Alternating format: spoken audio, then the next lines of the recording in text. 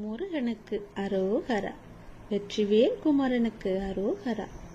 வேல்வேல் முருகா, வெற்றிவேல் முருகா. வேலுண்டு வினை இல்லை, மயிலுண்டு பயமில்லை. கந்தன் இருக்க கவலை எதற்கு? திருச்செந்தூர் முருகன் நான் இருக்கும்போது எதை பற்றியுமே நீ கவலைப்படவே கூடாதல்லவா? எப்பொழுதும் நீ சந்தோஷமாகத்தானே இருக்க வேண்டும். வெகு நாட்களாக நீ என்னை காண வர வேண்டும், திருச்செந்தூர் வந்து ஒரு நாள் தங்க வேண்டும் என்ற உன்னுடைய ஆசையை உன் அப்பா முருகன் திருச்செந்தூர் வர வேண்டும் என்ற ஆசையை நான் நிறைவேற்றப் போகின்றேன். நீ திருச்செந்தூர் வந்துவிட்டால் என்னுடைய கோபுரத்தை நிமிர்ந்து பார். அந்த நிமிடமே உன் மனதில் உள்ள கவலை எல்லாம் மறந்து நம்பிக்கை உனக்கு துளிர்விடும் என் தங்கமே. பிறகு என்னை சுற்றி இருக்கும் கருணை கடலை பார். அப்போது உன்னுடைய கண்ணீர் அங்கே கரைந்து விடும். சிறு பிள்ளையாய் நீ விளையாட ஆரம்பித்து விடுவாய். பிறகு உன் மனதில் உள்ள கவலைகள், துக்கங்கள், துயரங்கள் எல்லாமே ஓடிவிடும் அல்லவா? பிறகு என்னை வந்து பார்த்தால் உனக்கு நிம்மதி கிடைக்கும், சந்தோஷம் கிடைக்கும். உன்னுடைய வாழ்க்கையில் உனக்கு 3 இன்பங்களை நான் தரப்போகின்றேன். உன் வாழ்க்கையில் கிடைக்கும் முதல் இன்பம் எது தெரியுமா? நோய் இல்லாமல் இருப்பது. அதை நான் உனக்கு தரப்போகிறேன். 2வது இன்பம் என்ன தெரியுமா? உன்னுடைய மன கவலைகள் இன்றி சந்தோஷமாக இருப்பது. அதை நான் தரப்போகிறேன். மன நிம்மதியை தரப்போகின்றேன். 3வது இன்பம் பிறருக்கு உதவி செய்து வாழ உன்னை நல்வழிப்படுத்தப் போகின்றேன். உனக்கு தேவையான எல்லா உதவிகளுமே, உன் வாழ்க்கைக்கு தேவையான அனைத்து இன்பங்களையுமே நான் கொடுக்க போகின்றேன். தீர்க்க முடியாத துன்பங்களை நான் தீர்த்து வைக்கப் போகின்றேன்.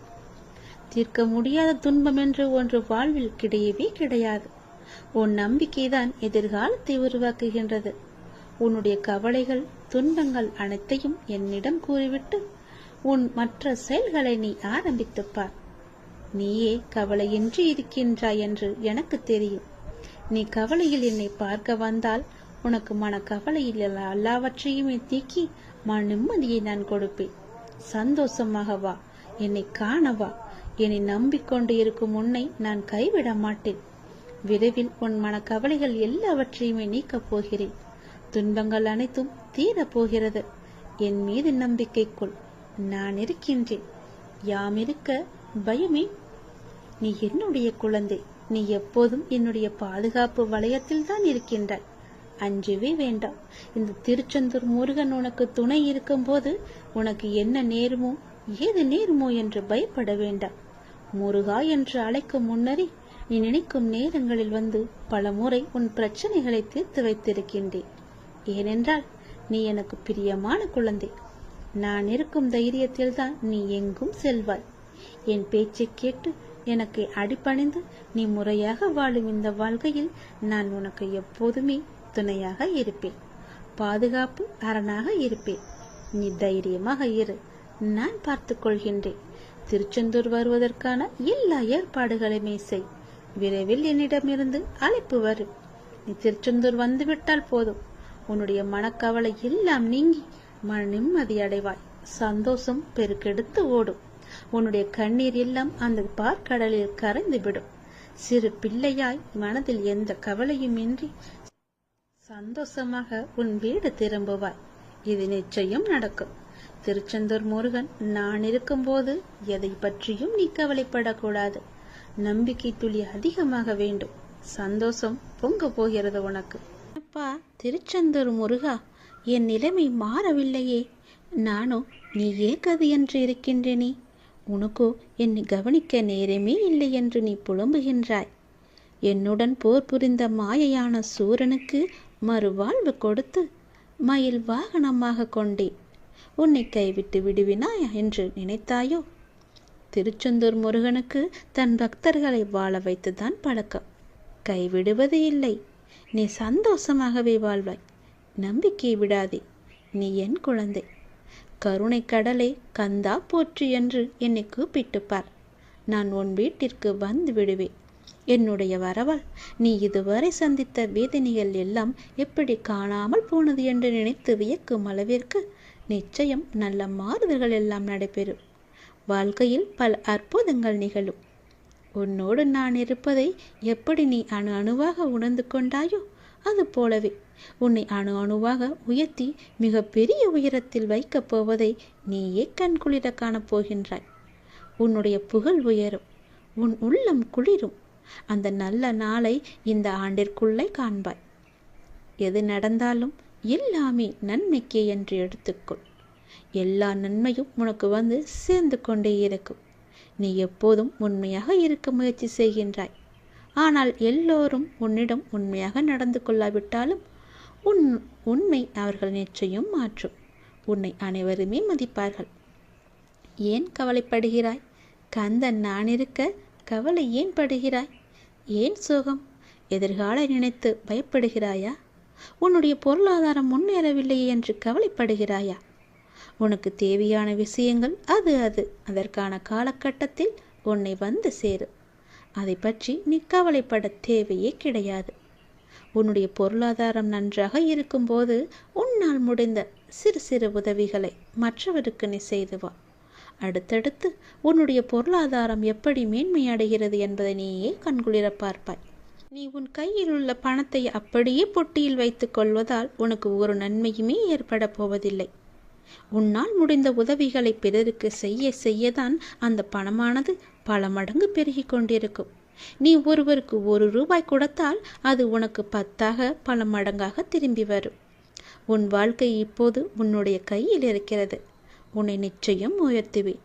நீ செய்து வரும் நல்லது உன் பொருளாதாரத்தை நிச்சயம் மேன்மையடைய செய்யும்.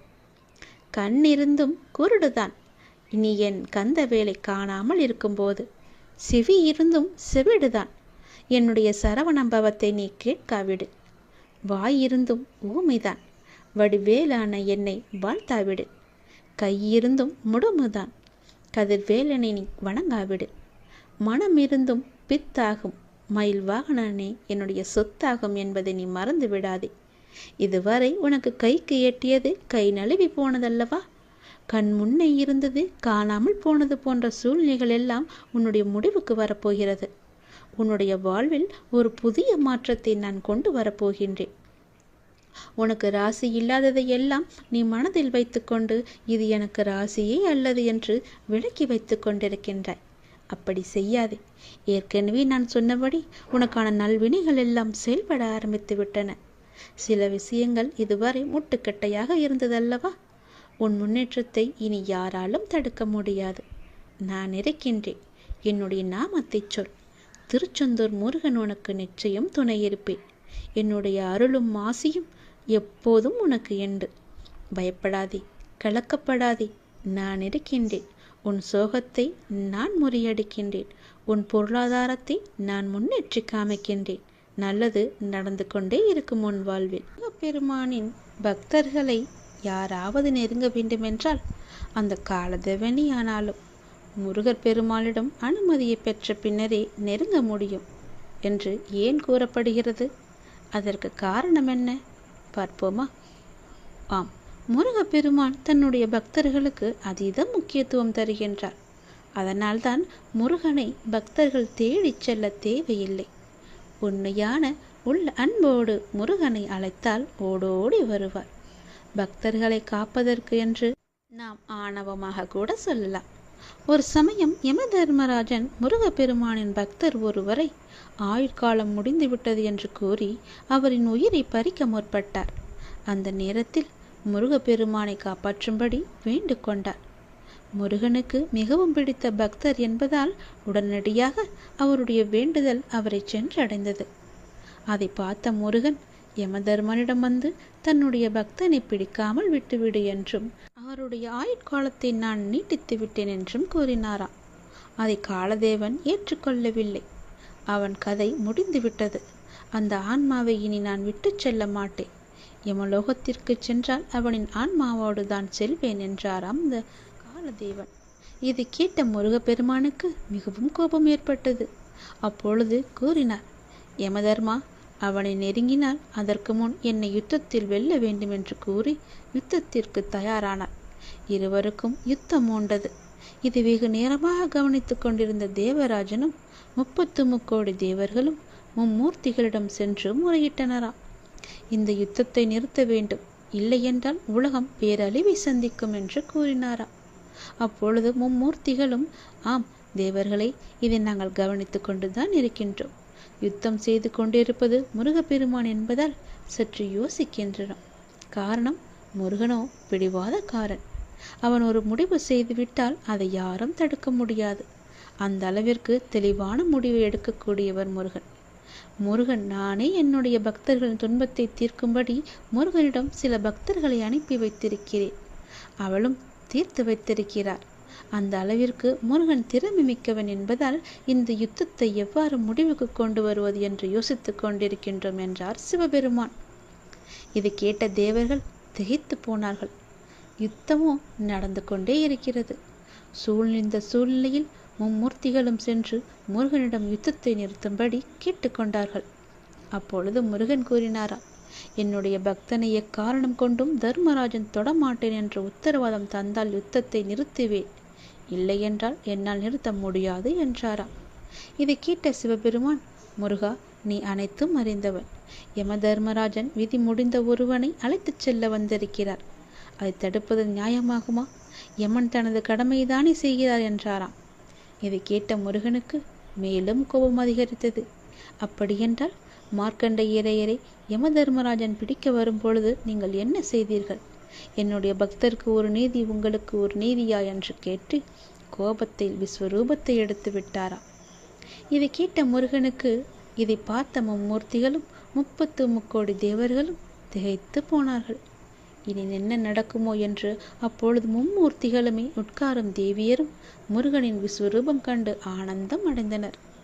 முருகா, கோபம் கொள்ளாதே, இது நான் நடத்திய நாடகத்தில் ஒன்றுதான். உன்னுடைய விஸ்வரூப தரிசனத்தை காண விரும்பினோம். அதனால்தான் இந்த நாடகத்தை நடத்தினோம். அதில் யமதர்மராஜன் சிக்கிக் கொண்டார், அவ்வளவுதான் என்றாராம். முருகா, உனக்கு என்ன வேண்டும் அதை கூறு. இனி அமைதியடைந்து இயல்பான நிலைக்கு திரும்பி வா என்றாராம் சிவபெருமான்.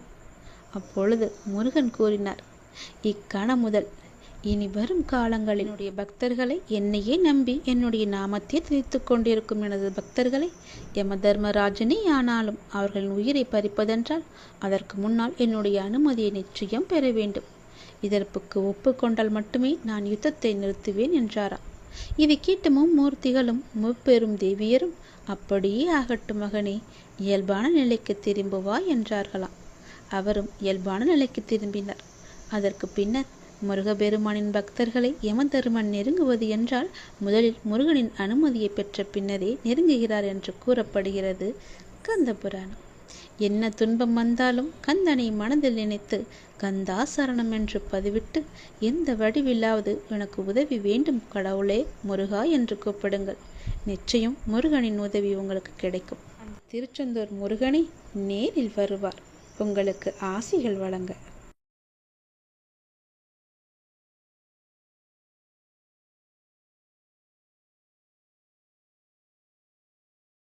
உனது துயரங்கள் எல்லாமே விரைவிலேயே ஒரு முடிவுக்கு வரப்போகிறது. தேவையில்லாமல் உன்னுடைய கண்களை நீ கலங்க வைக்காதே. மகிழ்ச்சியாக இரு. நான் இருக்கும்போது எதற்காகவும் நீ கலங்கக்கூடாது. என்னை மீறி எதுவும் நடக்கப் போவதும் இல்லை. உன்னை நான் தேர்ந்தெடுத்து நான் வசிக்கும் இடத்திற்கு வரவழைத்தேன். எப்படிப்பட்ட சூழ்நிலையில் நானும் இருப்பேன் உன்னுடன். கலங்காதே. இன்னும் 1 மணி நேரத்தில், நிச்சயமாக இன்னும் 1 மணி நேரத்தில் உனக்கான நல்ல செய்தி தேடி வரும். என்னை நம்பு, முழுவதுமாக நம்பு. என் வாக்கு என்றுமே பொய்யாகாது. எந்த சூழ்நிலையிலுமே நான் உன்னை பொய்யாக்க மாட்டேன். உன்னை கைவிடவும் மாட்டேன். நம்பிக்கையோடு இரு. உனக்கு என்ன வேண்டும், எது வேண்டும் என்று எனக்கு தெரியும். எல்லாமே என்னிடம் இருக்கிறது. உனக்கு வேண்டியதை நான் கொடுக்கப் போகிறேன். உனக்காகத்தான் நான் காத்து கொண்டிருக்கிறேன். எப்போது என்னை முழுவதுமாக நம்ப ஆரம்பிப்பாயோ அந்த நொடி முதலே உனக்கான நல்ல காலம் பொறந்துவிடும். கவலைப்படாதே. உனக்கு இப்போது மாயை என்ற வலை, கர்மா என்ற துன்பம் உன்னை துரத்தி கொண்டு இருக்கிறது. அதிலிருந்து விடுபடுவதற்காகத்தான் நீ என்னை நம்பு என்று சொல்கிறேன். நீ என்னை நம்பினால் உனக்கு நிச்சயமாக 1 மணி நேரத்தில் நல்ல செய்தி உன்னை தேடி தானாகவே வரும். உன்னை இன்று நான் வழி நடத்தி செல்லும் ஆசானாக நான் இருக்கிறேன். உனக்கான நித்தியப்படி வழங்க நான் சற்று தயங்கி தயங்கி யோசித்து நின்றால் உனக்கு என்னாகும்? என்ன நடந்திருக்கும்? சற்று யோசித்துப்பார். நீ கேட்டு நான் செய்ய வேண்டிய அவசியமில்லை. எந்த சூழ்நிலையிலும் நீ கடந்து வந்த பாதையை மட்டும் நீ மறக்காதே. நான் இருக்கிறேன் என நம்பு. கலங்காதே. உனது கண் முன்னால் நான் அமர்ந்து கொண்டிருக்கிறேன். உன்னுடைய செயல்களில் மாற்றத்தைக் கண்டு என்னை முழுமையாக ஏற்றுக்கொண்டு என்னை நீ காண துடிப்பாய். அப்போது நான் உன் கண் முன்னே தோன்றும் போது உன்னால் பேச முடியாமல் கண்களில் ஆனந்த கண்ணீர் வழிய நீ வாயடைத்து போய் நிற்பாய். உனது கிரகத்தில் நான் வாசம் செய்யும் போது எதற்குமே நீ கலங்காதே. நான் இருக்கிறேன். அனைத்திலும் இருந்து நான் உன்னை விடுவிப்பேன். நல்லதே நடக்கும். உனக்கான எல்லா நல்லதுகளையுமே நான் நடக்க வைத்து உன்னை உயர்த்தி பார்க்க போகிறேன். உனக்கு வேண்டியதை செய்ய நான் இருக்கும்போது எவரிடத்திலும் போய் நீ நின்று கொண்டிருக்காதே. உனது தேவையை பூர்த்தி செய்ய யாசகம் பெற்று உனக்கு தருவதற்கு காத்திருக்கிறேன். நான் இருக்கிறேன் நிழலாக. என்றுமே உனக்காக. என் வார்த்தையை நம்பு. நம்பிக்கை வை. சிலர் உனக்கு பின்னால் உன்னை பற்றி கேலியாக பேசுவதை கேட்டு நீ வருந்தி கொண்டிருக்கிறாய். ஒன்றை மட்டும் நீ நன்றாக புரிந்து கொள். அவர்கள் விமர்சனம் செய்யும் காரணம் தெரியுமா? எதனால் என்று தெரிந்து கொண்டாயா? தெரிந்து கொள். உன் தரத்திற்கு அவர்களால் வர முடியாத போதுதான் அவர்கள் உன்னை பற்றி பின்னாடி புறம் பேசிக்கொண்டிருக்கிறார்கள். உன்னிடம் எல்லாமே இருக்கிறது, அவர்களிடம் அது இல்லை. அதனால்தான் உன்னை பற்றி அவர்கள் பொறாமைப்பட்டு புறம் பேசிக்கொண்டிருக்கின்றனர். உன்னிடம் இருப்பது போன்று அவர்களிடம் இல்லாத போதுதான் உன்னை துன்புறுத்தி அது முடியாத போதுதான் அவர் இப்படி செய்து கொண்டிருக்கிறார்கள் என்பதை நீ தெரிந்து கொள். இன்னும் உன் வாழ்க்கையில் பல அற்புதங்கள் நடக்கப் போவதையும் அவர்கள் பார்க்கத்தான் போகிறார்கள். என் வார்த்தை மீது நீ நம்பிக்கை வை. நீ என்னுடைய உயிரான குழந்தை என்று உனக்கு நன்றாகவே தெரியும். உன்னை பார்த்து அவர்கள் இன்னும் பொறாமைப்படப் போகிறார்கள். அவர்களுடைய பொறாமையெல்லாம் உன்னை ஒன்றுமே செய்யாது. ஏனென்றால் நீ என்னுடைய குழந்தை. நீதான் எனக்கு உலகம். உன்னை ஒரு வளையத்திற்குள் வைத்து நான் பாதுகாத்து கொண்டிருக்கிறேன். என்னை மீறி எதுவுமே நடக்காது. நீ என் பாதுகாப்பு வளையத்திற்குள் தான் இருக்கிறாய். எது உன்னை நோக்கி வந்தாலும் அந்த வளையத்திற்கு வெளியே நின்றுவிடும். அதனால் நீ கவலைப்படாது என் குழந்தையே. போர்க்களத்தில் புறமுதுகை காட்டுபவர்கள் வீரமானவர்கள் அல்ல. புறமுதுகில் குத்துபவர்களை கண்டு நீ வேதனை கொள்ளாதே. அவர்கள் கோழை என்று நினைத்துக்கொள். அவர்களின் கோழைத்தனம்தான் அவர்களை வீழ்த்தும். அதை நீ முதலில் புரிந்து கொள். யாராக இருந்தாலும் அறம் என்பது ஒன்றுதான். பல்வேறு முகங்கள் அதற்கு இல்லை, ஒரே முகம்தான். என்றைக்குமே அறம் என்பது மட்டும்தான் ஜெயிக்கும். அதை நீ தெளிவாக புரிந்து கொள். அந்த முகத்தை நான் உன்னிடம் பார்க்கிறேன். உனது நேர்மை உன்னை வழிநடத்தி செல்லும். உனக்கான அனைத்தும் விரைவிலேயே உனக்கு கிடைக்கும். உன்னை என்னுடைய உயிராக நான் பாதுகாத்து கொண்டிருக்கிறேன். நீ எதற்குமே கலங்காதே. எல்லாமே கூடிய விரைவிலேயே முடிவுறும். நீ கவலைப்பட்டு கொண்டிருப்பதால் எதுவுமே நடக்கப் போவது இல்லை. நீ என் பாதுகாப்பு வளையத்தில் இருக்கிறாய் என்பதை நீ மறந்து விடாதே. நீ எப்போது மறந்தாயோ அப்போதே உனக்கு துன்பம் வந்து உன்னை ஆட்டி படைத்துவிடும். அதனால் அதை மறக்காமல் இரு. என்னை சுற்றி என் அப்பா இருக்கிறார் என்ற நம்பிக்கையோடு இரு. எல்லாவற்றையுமே நானே பார்த்து கொள்கிறேன். உன்னை ஒரு தூசி கூட நெருங்காத அளவுக்கு நான் பார்த்து கொள்கிறேன். என்னை நம்பு. என்னுடைய வார்த்தையை நம்பு. தேவையில்லாமல் உன்னை நீயே வருத்தி கொள்ளாதே. பேசுபவர்கள் பேசிட்டு போகட்டும். கவலைப்படாமல் இரு. இனிமேல் எல்லாமே ஏற்றம்தான். நம்பிக்கையோடு நான் கூறும் வார்த்தைகளை எல்லாமே பின்பற்றி கொண்டே வா. நான் எல்லாவற்றையுமே பார்த்து கொள்கிறேன். நீ நிச்சயமாக வெற்றியின் உச்சத்தை அடைவாய். இதில் எந்த ஒரு சிறு தவறுமே நடக்காது. விதியை வெல்லவும் அதன் பிடியிலிருந்து விலகி நிற்கவும் 2 வழிகள் மட்டுமே உண்டு.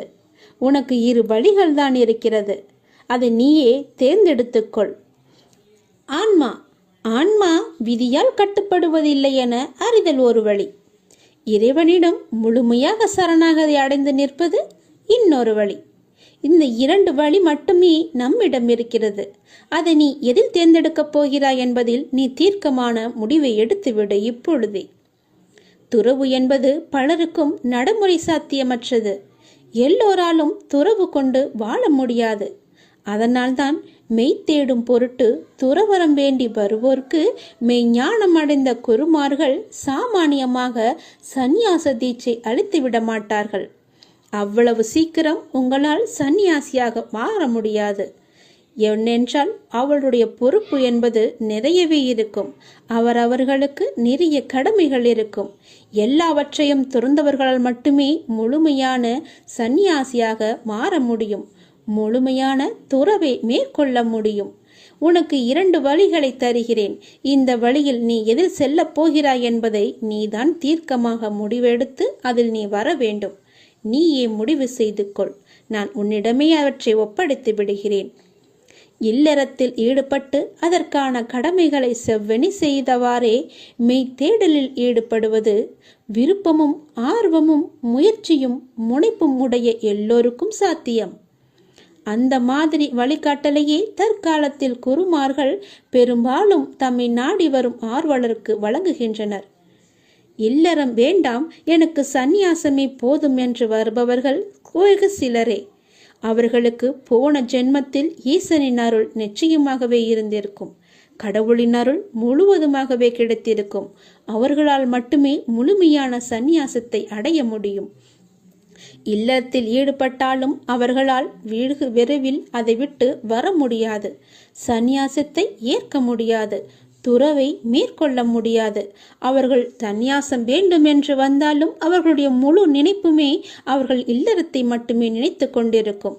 அதனால் யாருக்கு யார் இறைவன் அந்த அருளை கொடுக்கிறாரோ அவர்களால் மட்டுமே முழுமையான சந்நியாசத்தை, அதாவது துறவை மேற்கொள்ள முடியும்.